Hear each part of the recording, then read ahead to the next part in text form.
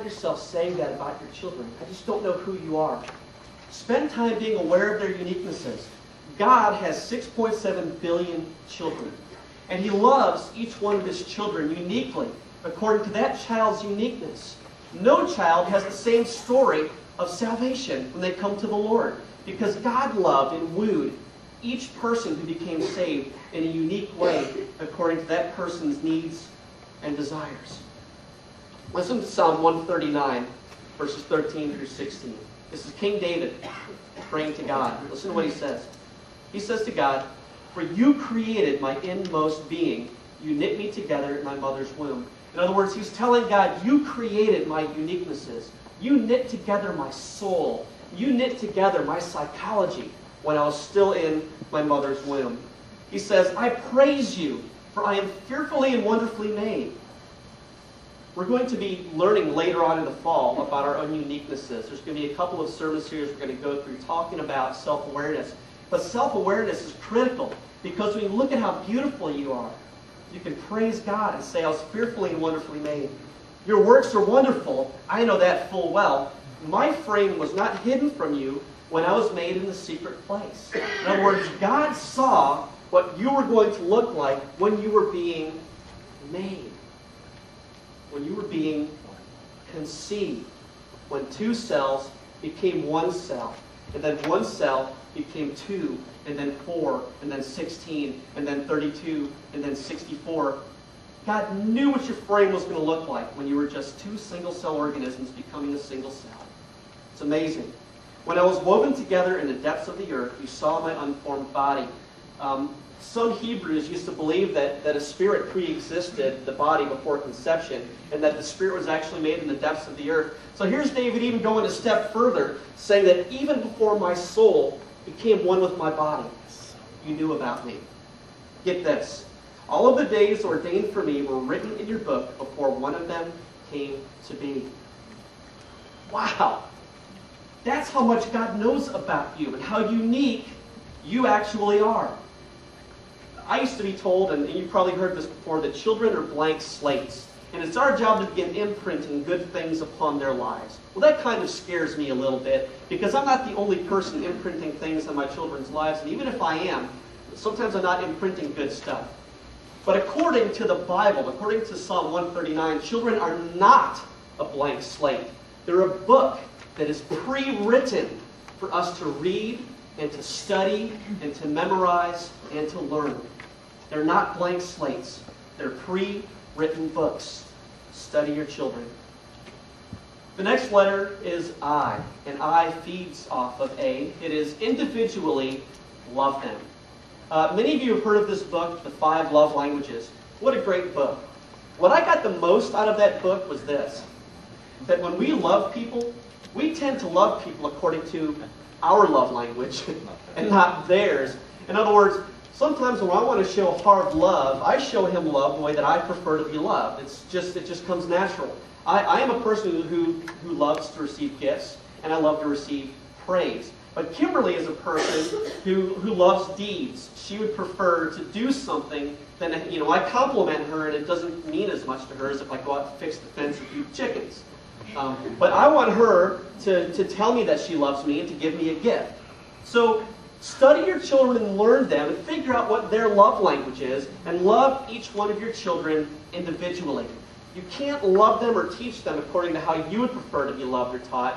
You have to know them well enough to love each one individually. That is how you will successfully love your children, and your children will successfully know that you really care and love for them. Okay, another cool thing about loving your children is when you do things with them.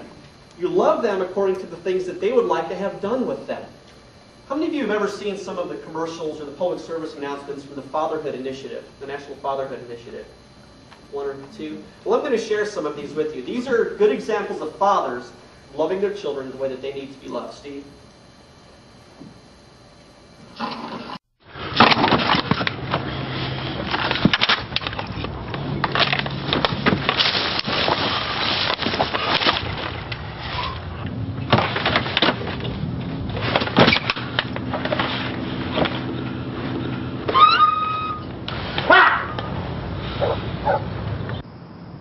The smallest moments can have the biggest impact on a child's life.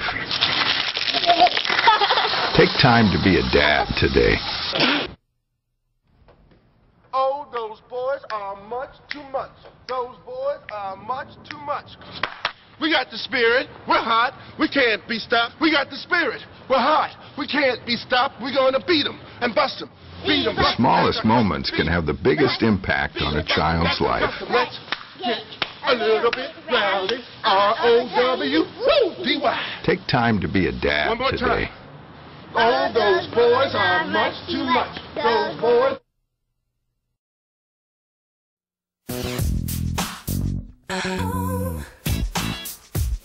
There's something about you, baby. I can't get enough. There's something about you, baby. I got you looking at me, I'm gonna call you bluff. There's something about you. The smallest moments can have the biggest impact on a child's life. It takes a man to be a dad. To the morning light. Oh, those boys are much too much. Those boys are much too much.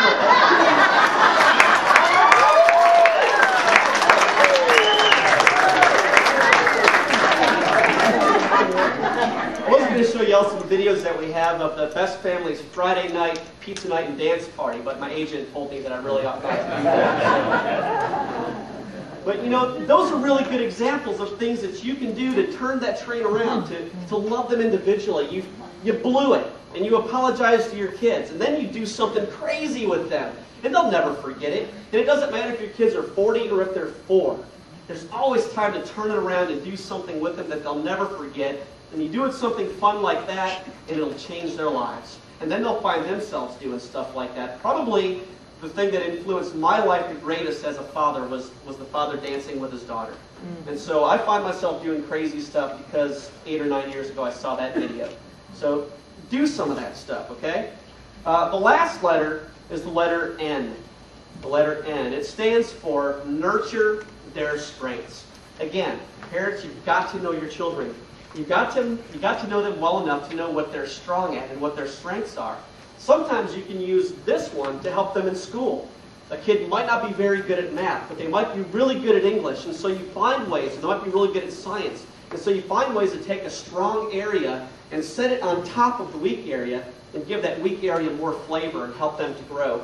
I have the privilege of homeschooling my children, and knowing that Caleb is a builder and that McKenna is an athlete and also a textile learner allows me to specifically create a learning environment for Caleb, which involves science and building, and to create a learning environment for McKenna, which includes a lot of textile learning and a lot of being able to use athletic experiences to help her to learn.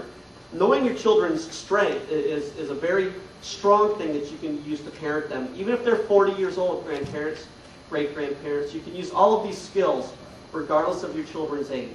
So let's go through them again. Teach your children values.